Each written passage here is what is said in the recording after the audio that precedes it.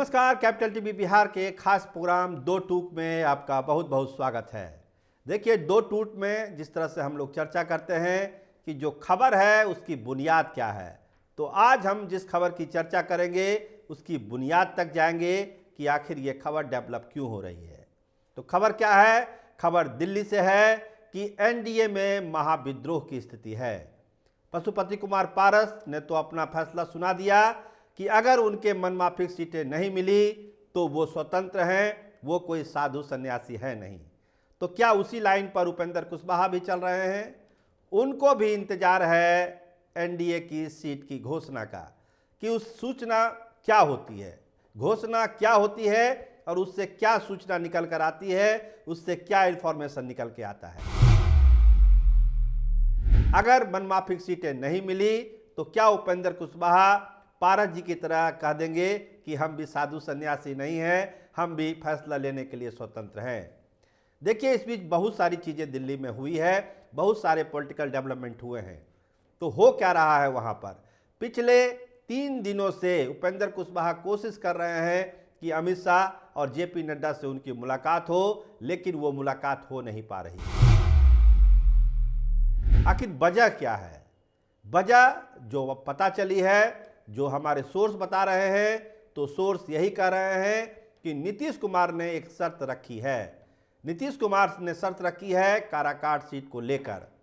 उनका साफ कहना है कि उपेंद्र कुशवाहा अपनी पार्टी का जनता दल यूनाइटेड में विलय कर लें, तब हम काराकाट की सीट उपेंद्र कुशवाहा को दे सकते हैं। तो ये एक ऐसी मांग है जिस पर सहमति बनाना लगभग असंभव, लगभग आप हटा भी सकते हैं, असंभव कर सकते हैं, क्योंकि उपेंद्र कुशवाहा कभी नहीं चाहेंगे कि जो उनका राष्ट्रीय लोक मोर्चा है वो किसी पार्टी में आप विलय कर ले। एक बार वो गलती कर चुके हैं, दोबारा उस गलती को वो दोहराना नहीं चाहते हैं। तो ये लाइन करीब करीब क्लियर है। इंतजार हो रहा है एनडीए की घोषणा का, एनडीए के सीटों की घोषणा का, और उसमें क्या होगा ये उपेंद्र कुशवाहा को एहसास अब धीरे धीरे होने लगा है। देखिए, एक सीट जिसके लिए जद्दोजहद चल रही है, 3 सीटों की मांग से ये सिलसिला शुरू हुआ था, 3 से मामला 2 तक पहुंचा, लेकिन अब लोग बता रहे हैं कि 1 सीट पर ही उपेंद्र कुशवाहा को निपटाने की तैयारी है, उसमें भी काराकाट सीट को लेकर कोई गारंटी नहीं है। तो क्या इस लेवल पर उपेंद्र कुशवाहा कंप्रोमाइज करेंगे? ये सवाल सत्ता के गलियारे में गूंज रहा है, दिल्ली में भी, पटना में भी। उनके समर्थक कहते हैं कि ये क्या हो रहा है, एनडीए में हो क्या रहा है? पहले पशुपति कुमार पारस के साथ धोखा हुआ, तो क्या अब उपेंद्र कुशवाहा के साथ धोखा होने जा रहा है? जो लोग एनडीए के साथ लगे हुए थे पूरी निष्ठा के साथ, उनके साथ ऐसा अन्याय क्यों हो रहा है? आखिर दबाव क्या है भाजपा नेतृत्व के ऊपर? क्या वो चाहते हैं कि हम लोग एनडीए छोड़ के चले जाएं और महागठबंधन में चले जाएं? तो ये सवाल पूछा जा रहा है। तो जवाब तो भाजपा को देना है और नीतीश कुमार को देना है कि आखिर ऐसी बातें क्यों हो रही है। और जो ये विलय वाली बात सामने आई है, ये तो एक ऐसी बात है जिस पर उपेंद्र कुशवाहा सुनने तक को तैयार नहीं है कि क्या इस तरह की बात आप कह रहे हैं, इस तरह की बात होनी नहीं चाहिए।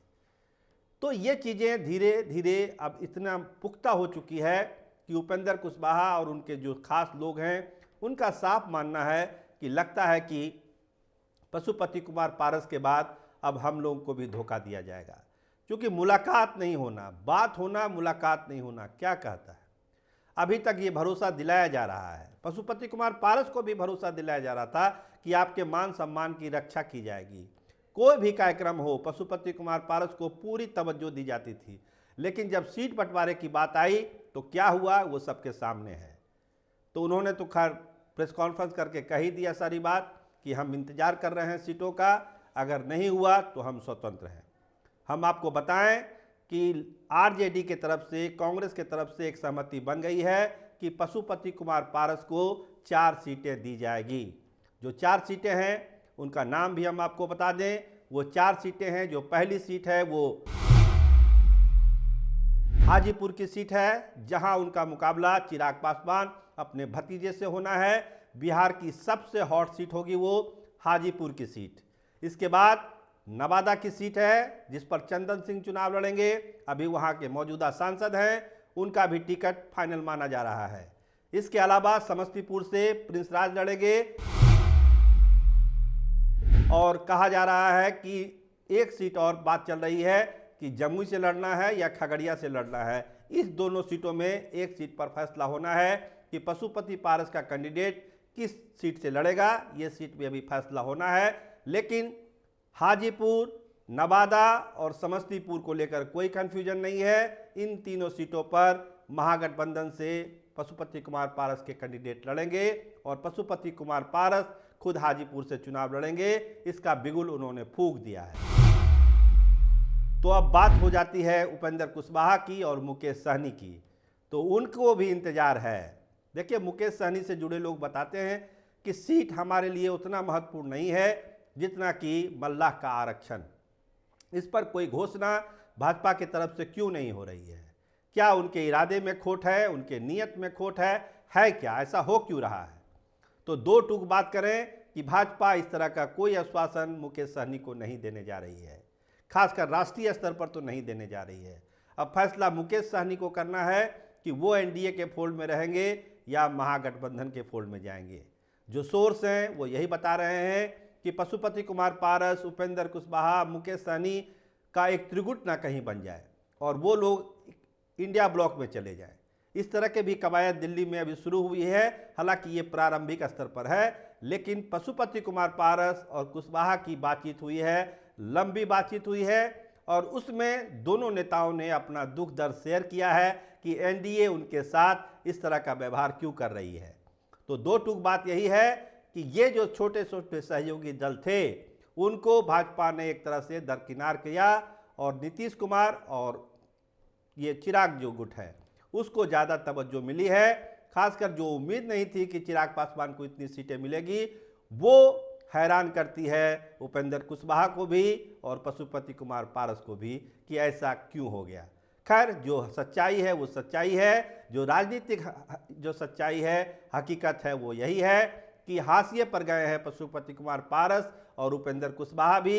उपेंद्र कुशवाहा को भी इंतजार है एनडीए की सूची का और जेपी नड्डा और अमित शाह की मुलाकात का। उसके बाद क्या सीन बनता है, क्या तस्वीर बनती है, उपेंद्र कुशवाहा अपना फैसला लेंगे। लेकिन हालात अच्छे नहीं लग रहे हैं, गुस्सा है नेताओं में, एक विद्रोह की स्थिति है, लेकिन अंतिम फैसला तो सूची आने के बाद ही होगा।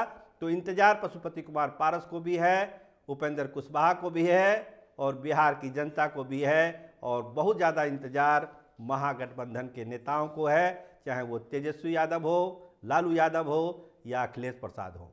तो इंतजार हो रहा है। देखते रहिए कैपिटल टीवी बिहार। आपका बहुत बहुत धन्यवाद, आपका बहुत बहुत शुक्रिया।